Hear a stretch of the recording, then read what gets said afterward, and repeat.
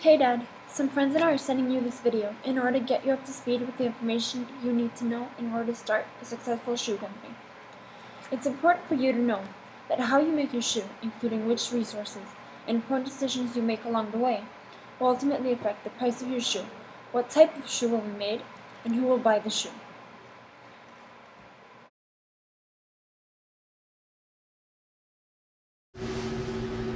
Hi, Mr. Grant. Today I'm going to teach you how your decision will affect the resources you use. To make your company, you will need to make some important decisions. And the first of the decision you have to make is whether to make your factory in the US or outside the US. If you make it in the US, your workers have to be a little bit more skilled workers and will have higher wages. But if you decide to do it outside the US, you can pay them low wages, but you can expect them to have lower quality. Another thing you want to know is what target market are you trying to make your shoe to. If you're trying to make it to professionals, you may want some skilled workers because professionals sometimes are very picky about this. But on the other hand, if you want to attract more stylish teenagers, you might want to view some resources as endorsement because they attract many customers. If you decide to do the stylish people, you may not need so high quality shoes. What you have to acknowledge is that if you have higher quality, your price is going to go up. But if you have a lower quality, your price is going to stay low. There are many ways in which you can go about with your advertising. Just remember to keep in mind that many customers decide on what to buy based on what they see around them. If your product is popular or heavily endorsed, more people will want to buy the product. In order to make sure you have a large profit, you will need to include advertising costs when deciding where your money goes. For example, an Anthony Beckett endorsement might cost you quite a lot, but in the end you end up with a larger profit. With endorsements and advertising, you make sure more people will know about your product, resulting in more profit for you.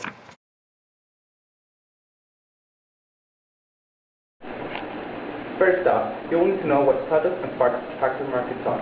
A product market is a place where the firms which will be used and the individuals come together so that individuals can buy the products to the firm makes. A factor market is a place where the firm, you again, and the individuals come together so that the firm, you, will buy the resources that the individuals have to offer. For example, land, work, capital, and other stuff.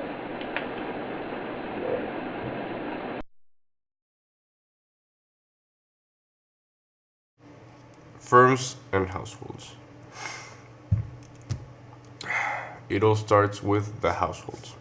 First, you get the resources. Households are like farms. They produce what's the raw materials, such as anything that can be used and refined to produce a superior product to be sold.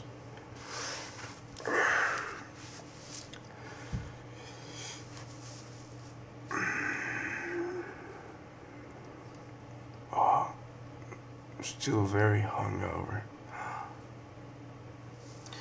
So then, these goods that the households produce are then put in the factor market where they both meet firms and households. Households sell their raw products to them.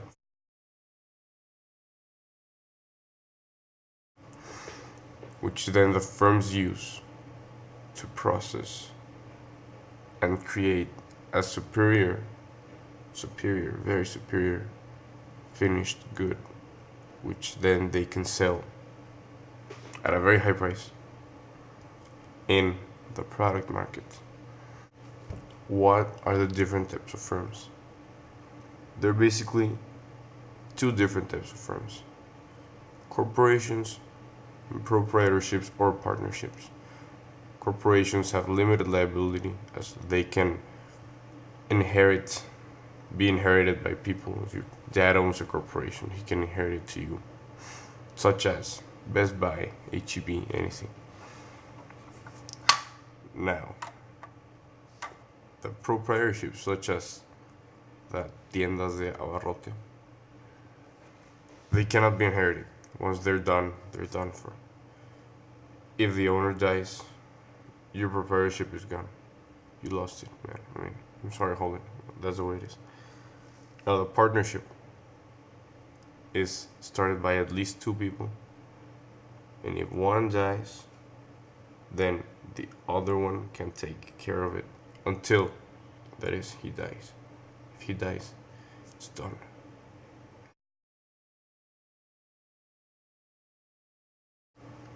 So, what happens first? Money travels from the firm to the household. The household uses it to produce all the raw materials, which then they sell to the firm.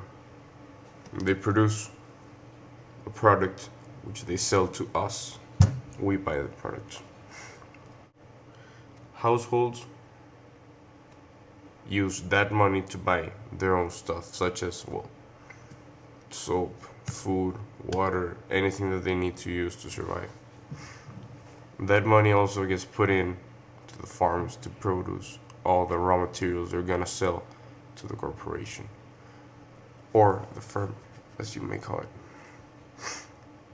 Now that firm actually is gonna use all that raw material to produce the goods. They're gonna sell it to the product market. The product market are gonna pay it back to them, as in buying their products. And that profit they're gonna use to buy more raw resources, raw materials, to the households. The households will use that to produce more. So that's the cycle, basically. That's how it fits in the economy that we live in.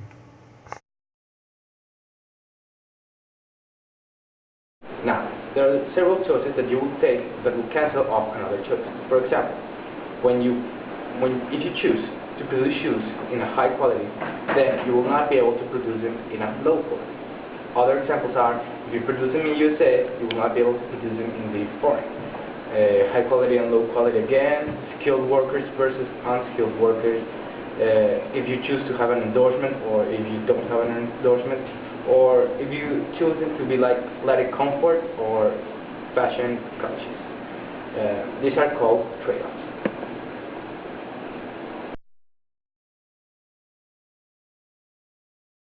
Individual decision making is basically stating that every customer or firm has the right to sell or buy their good at the price they want. No one can force them to buy or sell their good in a price that they are not willing to do it. What you need to know is that when you buy a good, you're actually saying that you're better off with a good than with the money.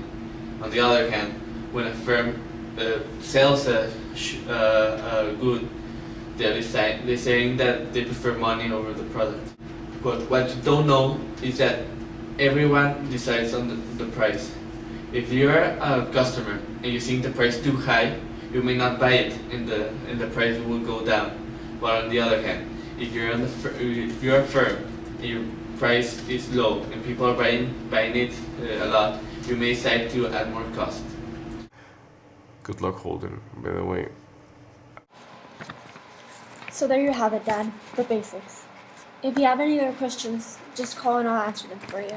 But for now, this is goodbye. Oh, and Dad, thank you for giving me the opportunity to use what I've learned so far to help you.